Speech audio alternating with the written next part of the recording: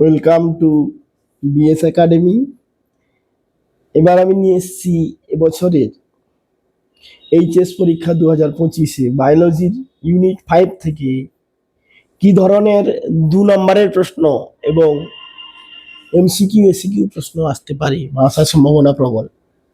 তো বলে রাখি, এই যে প্রশ্নগুলো তোমাদেরকে প্রোভাইড করছি, এই প্রশ্নগুলোর মধ্যেই কিন্তু অধিকাংশ প্রশ্নই তোমরা পাবে।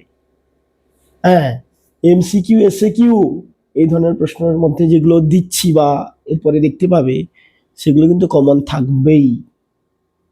তো সময় নষ্ট না করে আমরা চলে আসি ইউনিট 5-এর, অর্থাৎ ইকোলজি এবং এনভায়রনমেন্ট, ইকোলজি অ্যান্ড এনভায়রনমেন্টের যে ধরনের 2 নম্বরের প্রশ্নগুলো খুবই গুরুত্বপূর্ণ, আসার সম্ভাবনা খুবই প্রবল, সেগুলো নিয়ে আমরা আসছি। প্রথমে চলে আসি জন্মহার মৃত্যুহারের পার্থক্য।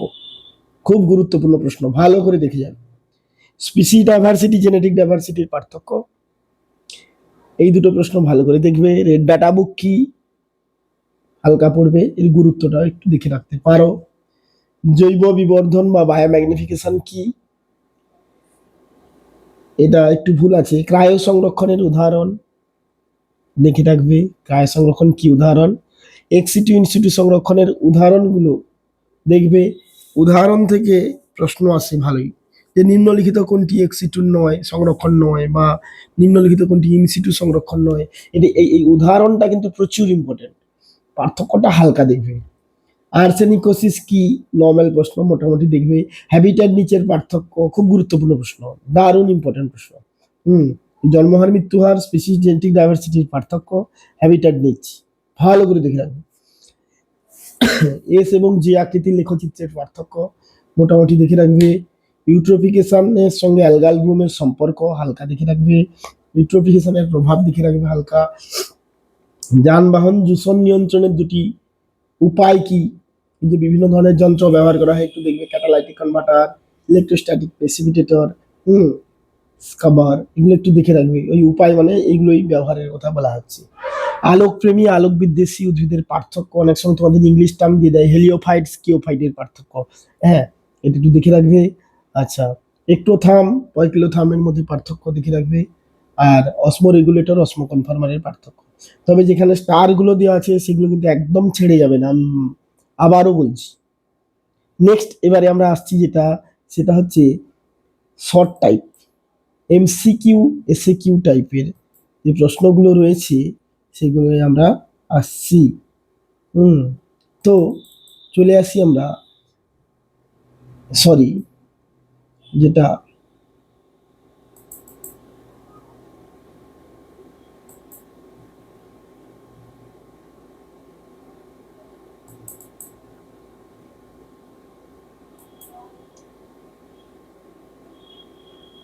সময় কেটে দাও, মানে কাটা মানে থাকবে আর কি।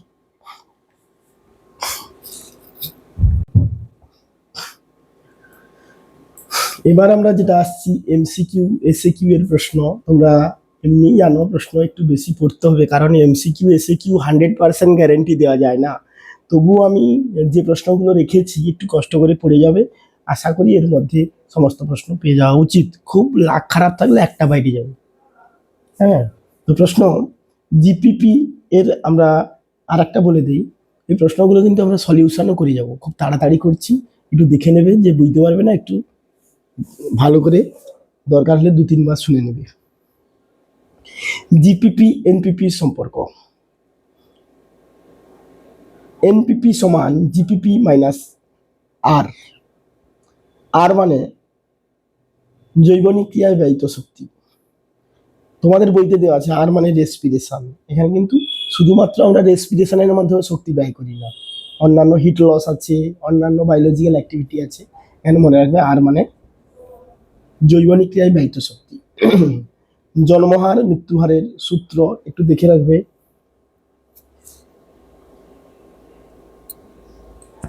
এন সমান এনডি বাই টি, মৃত্যুহারে এম সমান এমডি বাই টি, কোনটা কি একটু দেখে নেবে। আচ্ছা, পানীয় জল পরিশোধনে কোন গ্যাস ব্যবহার করা হয়? ক্লোরিন।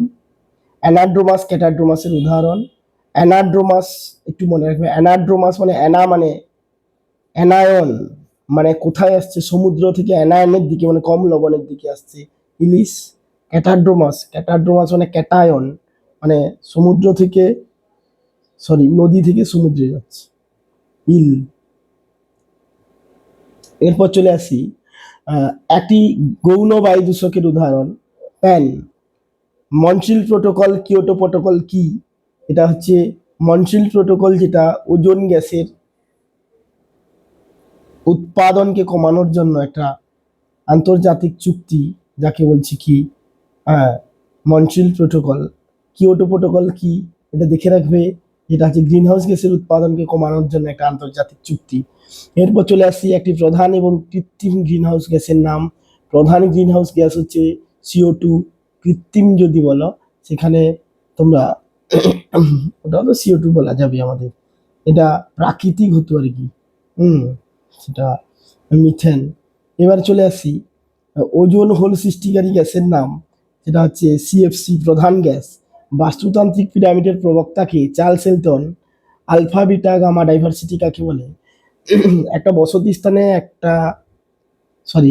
একটি ভৌগোলিক অঞ্চলের একটি নির্দিষ্ট বসতি স্থানের জীববৈচিত্র্যকে বলছে আলফা ডাইভার্সিটি। একটি ভৌগোলিক অঞ্চলের দুটি বসতি স্থানের মধ্যে জীববৈচিত্র্যের তুলনাকে বলছে বিটা ডাইভার্সিটি। গামা ডাইভার্সিটি হচ্ছে একটা ভৌগোলিক অঞ্চলে উপস্থিত সমগ্র বসতি স্থানের টোটাল ডাইভার্সিটিকে বলছি গামা ডাইভার্সিটি। তো এরপর আমরা চলে আসি নিমজ্জিত পত্ররন্ধ্র, প্রচুর ইম্পর্টেন্ট প্রশ্ন। নিমজ্জিত পত্ররন্ধ্র কার দেখা যায়?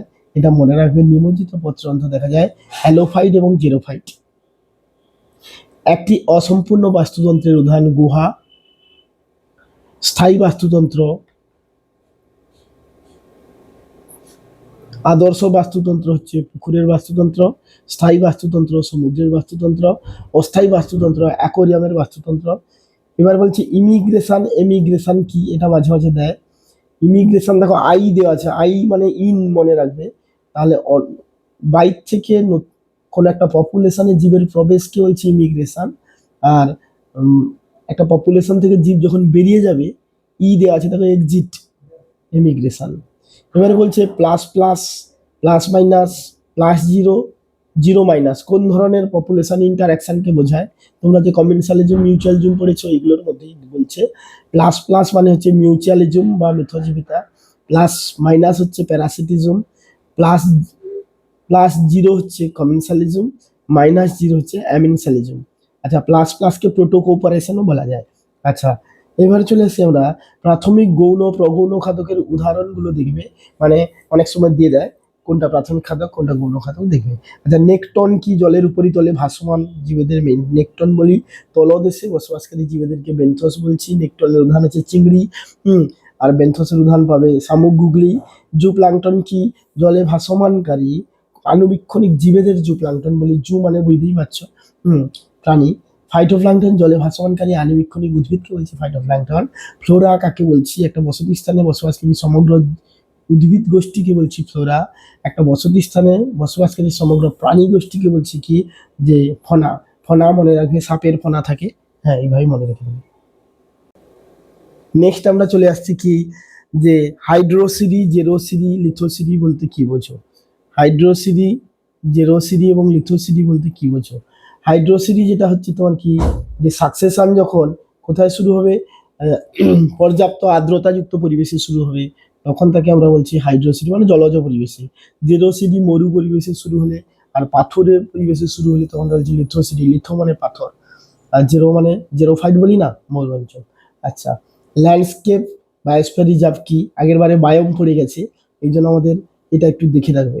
ল্যান্ডস্কেপ মানে কি? একটা প্রাকৃতিক সীমানা দ্বারা ঘেরা, একটি প্রাকৃতিক সীমানা দ্বারা ঘেরা একটি অঞ্চল, যেখানে একাধিক বাস্তুতন্ত্রের সংযোগ লক্ষ্য করা যায়, যাকে বলছি, বা একাধিক বাস্তুতন্ত্র এখানে মোজাইক প্যাটার্নে রয়েছে, পরপর সাজানো রয়েছে, তাকে বলছি ল্যান্ডস্কেপ। দাক্ষিণাত্যের মালভূমি। বায়োস্ফিয়ার রিজার্ভ কি? বায়োস্ফিয়ার রিজার্ভ তো পারবে, যে কেন্দ্র সরকার একটি বিস্তীর্ণ বসতি স্থানে সমগ্র জীবেদের সুরক্ষার জন্য বিস্তীর্ণ বসতি স্থানটিকে বায়োস্ফিয়ার রিজার্ভ হিসেবে ঘোষণা করেছেন, যার 3টা জোন আছে, core zone, buffer zone, transition zone. প্রকৃতির বৃক্ষ, প্রকৃতির ফুসফুস কাকে বলে? প্রকৃতির বৃক্ষ বলা হয় ওয়েটল্যান্ড বা জলাভূমিকে, প্রকৃতির ফুসফুস বলা হয় আমাজন বৃষ্টি অরণ্যকে। তারপর বলি প্রথম জাতীয় উদ্যানের উদাহরণ হচ্ছে আমাদের করবেট ন্যাশনাল পার্ক। হাইড্রোসিটি জেরোসিটি তো বলে দিয়েছি, এই দুটো দেখে রাখবে, এটা গুরুত্বপূর্ণ। পায়োনিয়ার কমিউনিটি আর ক্লাইম্যাক্স কমিউনিটি। হাইড্রোসিটির পায়োনিয়ার কমিউনিটির নাম হচ্ছে ফাইটোপ্লাঙ্কটন, জেরোসিটির পায়োনিয়ার কমিউনিটির নাম হচ্ছে তোমার লাইক্যান। ভারতে কতগুলো হটস্পট আছে? ভারতে 34টা, রিসেন্ট ডাটাতে 36, সরি ভুল বললাম, সরি, পৃথিবীতে 34টা, রিসেন্ট ডাটাতে 36, আর ভারতে হচ্ছে তোমার কি 4টা। এরপর চলে আসি সর্পগন্ধার বিপন্নতার কারণ কি? অতি ব্যবহার। ভারত ও পৃথিবীর সব থেকে বড় বোটানিক্যাল গার্ডেন, এটা হালকা পড়বে, না পড়লেও চলবে। ভারতের বোটানিক্যাল গার্ডেন বড় হচ্ছে জগদীশ চন্দ্র বসু বোটানিক্যাল গার্ডেন, পৃথিবীর হচ্ছে রয়্যাল বোটানিক্যাল গার্ডেন। এবার চলে আসি পারদ, সীসা, ক্যাডমিয়াম দূষণের ফলে সৃষ্ট রোগের নাম। পারদে হচ্ছে মিনামাটা, সীসা ডিসলেক্সিয়া, ক্যাডমিয়াম ইটাই বা আউচ। সালফার দূষণের ইন্ডিকেটরের নাম হচ্ছে তোমার লাইক্যান। যানবাহন থেকে নির্গত ধাতব পদার্থের নাম হচ্ছে তোমার কি? সীসা। মাইক্রো হ্যাবিট্যাট, মাইক্রো ক্লাইমেট, এই দুটো প্রশ্ন ভালো করে দেখবে, কিন্তু এটা আসতে পারে। মাইক্রো হ্যাবিট্যাট হচ্ছে হ্যাবিট্যাটের ক্ষুদ্র অংশ বিশেষকে মাইক্রো হ্যাবিট্যাট বলি, হ্যাঁ। আর মাইক্রো ক্লাইমেট হচ্ছে কি? যে জলবায়ুর ক্ষুদ্র অংশকে বা কোনো অঞ্চলের স্বল্প পরিশোধ অঞ্চলে জলবায়ুকে, এইটা বলবে, তাকে বলি মাইক্রো ক্লাইমেট। লিন্ডেম্যানের 10% সূত্র বলতে কি বোঝো তোমরা জানো মনে হয়। একটা বাস্তুতন্ত্রের প্রতিটি পুষ্টি স্তরে যে পরিমাণ, প্রত্যেকটি পুষ্টি স্তর পূর্ববর্তী পুষ্টি স্তর থেকে যে পরিমাণ শক্তিকে নিজের দেহে আবদ্ধ করে, তার 90% শক্তি জৈব নিক্রিয়ায় ব্যয় হয় ওই পুষ্টি স্তরের জীবেদের। 10% শক্তি পরবর্তী স্তরে সঞ্চারিত হয়। এই জন্য এটা লিন্ডেম্যান প্রথম আবিষ্কার করেছে বলে লিন্ডেম্যানের 10% নিয়ম বলে। বেটেসিয়ান মুলেরিয়ান মিমিক্রি, এটা একটু পড়ে নেবে। বেটেসিয়ান মিমিক্রি হচ্ছে ওই খাদ্য যোগ্য প্রাণী যখন অযোগ্য প্রাণী যারা, তাদেরকে অনুকরণ করবে আর কি, তাই এটা একটু দেখবে। আর মুলেরিয়ান হচ্ছে খুব সম্ভবত খাদ্য অযোগ্য প্রাণী পরস্পরকে অনুকরণ করে, একটু দেখে নেবে এটা। আচ্ছা, গ্রিন বেঞ্চ কি? সুপ্রিম কোর্ট ওই বায়ু দূষণ বা দূষণ কমানোর জন্য একটা ব্যবস্থা করেছে, বা একটা যাকে গ্রিন বেঞ্চ, এটা একটু দেখবে, তোমরা দেখে নেবে। সুপ্রিম কোর্টের নির্দেশে হয়েছে আর কি, দূষণকে কমানোর জন্য আর কি। তো এটা একটু দেখে নেবে। মানুষ ও শৈবালের বৃদ্ধির লেখচিত্র কিরূপ? মানুষের হচ্ছে এস আকৃতির, শৈবালের যে আকৃতির লেখচিত্র দেখা যায়। চিপকো আন্দোলনের নেতার নাম হচ্ছে কি? সুন্দরলাল বহুগুণা। সাইলেন্ট ভ্যালি কোথায় অবস্থিত? উত্তরাখণ্ডের, কেরালার পাল্লাকাট। মূল জেবের কাঠ দেখা যায়? কচুরিপানার। বিপন্ন প্রজাতির প্রাণীগুলো দেখে রাখবে, তোমাদের পরিচ্ছেদ বলা আছে, এটা একটু দেখবে, ওখান থেকে কিন্তু একটা প্রশ্ন আসে, হ্যাঁ। সিলিকোসিস, অ্যাসবেস্টোসিস, ব্ল্যাক লাং কি? সিলিকোসিস যেটা হচ্ছে, হ্যাঁ, যারা